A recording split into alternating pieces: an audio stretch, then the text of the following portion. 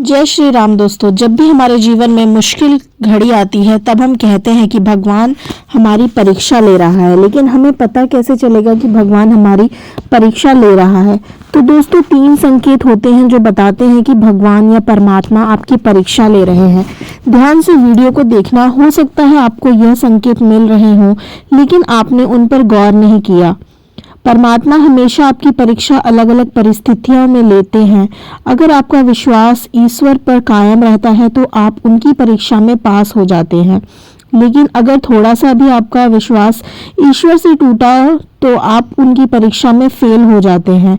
आज इस वीडियो में आप जानोगे कि जब ईश्वर आपकी परीक्षा लेते हैं तो आपके साथ क्या क्या होने लगता है। इसलिए भगवान सिर्फ चुने हुए लोगों की परीक्षा लेते हैं, जिनमें से शायद आप भी हो। तो अगर आपके साथ ये घटनाएं हो रही हैं तो अवश्य ही ईश्वर आपकी परीक्षा ले रहे हैं। पहला संकेत है आपके जीवन में दुख का चरम सीमा पर पहुंच जाना। दोस्तों, जब भी परमात्मा परीक्षा लेते हैं तो लोगों के जीवन में दुख चरम सीमा में पहुंच जाता है। जीवन में कई सारी चुनौतियां एक साथ आ जाती है, जिससे इंसान का दुख बहुत ज्यादा बढ़ जाता है और हर दरवाजे बंद हो जाते हैं। उस समय कुछ समझ नहीं आता कि अब करे तो क्या करे। सब कुछ करने के बाद भी सिर्फ और सिर्फ निराशा ही मिलती है। अगर आपके साथ भी कुछ ऐसा हो रहा है तो समझ जाना कि ईश्वर आपकी परीक्षा ले रहे हैं, क्योंकि हीरे को परखने के लिए उसे रगड़ना पड़ता है, तभी वह चमकता है, और सोने को शुद्ध होने के लिए आग से तपना पड़ता है। उसी तरह यदि आपके जीवन में कठिनाइयों से गुजरता है और आप हर चुनौतियों का डट कर सामना करते हुए आगे बढ़ते हैं तो आपको एक दिन सफलता जरूर मिलेगी और आपका जीवन खुशहाल हो जाएगा। तब आपको उस टाइम समझ आएगा कि आपको इस सफलता तक पहुंचने के लिए उस कठिन दौर से गुजरना जरूरी था। दूसरा संकेत है भगवान से भरोसा उठ जाना। कई बार व्यक्ति के जीवन में ऐसा समय आता है जब वह पूरी तरह से टूट जाता है। उस समय उसका ईश्वर से विश्वास कम होने लगता है, और कई लोग तो ऐसे होते हैं जो भगवान का नाम भी लेना छोड़ देते हैं। वह नास्तिक हो जाते हैं, क्योंकि वह उन परिस्थितियों को सह नहीं पाते और ना ही वह यह समझ पाते हैं कि उनके साथ ही ऐसा क्यों हो रहा है।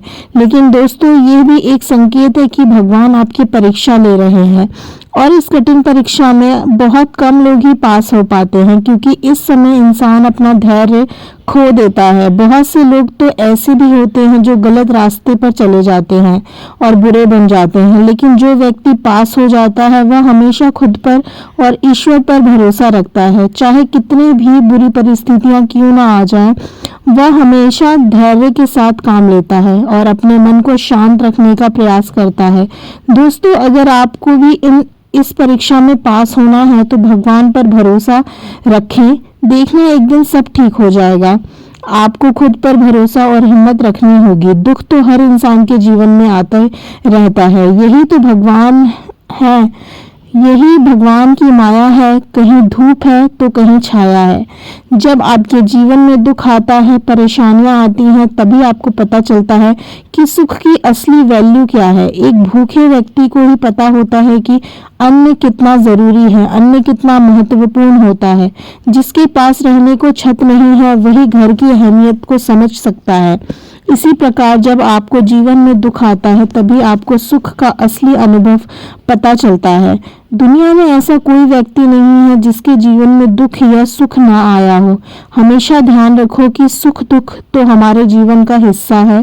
तीसरा संकेत है मन में दया की भावना जागना।